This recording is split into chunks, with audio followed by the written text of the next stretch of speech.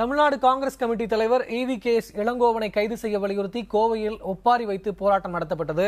அதிமுக மாவட்ட மகளிர் அணியைச் சேர்ந்தவர்கள் இந்த போராட்டத்தில் ஈடுபட்டனர். இடையார்பாளையம் பகுதியில் ஒப்பாரி வைத்து ஊர்வலமாக வந்த பெண்கள் EVKS உருவபொம்மையை எரித்து போராட்டம் நடத்தினர். கோவை மாநகர மேயர் ராஜ்குமார் தலைமையில் நடைபெற்ற இந்த போராட்டத்தில் ஏராளமான பெண்கள் கலந்து கொண்டனர். இழிவான கருத்துக்களை பதிவு செய்த EVKS இளங்கோவனை கைது செய்யும் வரை போராட்டம் நடைபெறும் என்றும் அவர்கள் தெரிவித்துள்ளனர்.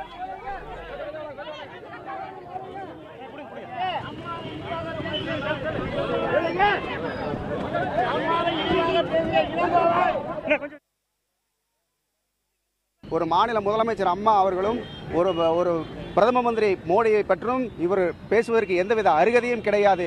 இதற்காக சட்டப்படி இவர்கள் மீது நடவடிக்கை எடுக்க வேண்டும், இளங்கோவனை கைது செய்ய வேண்டும்.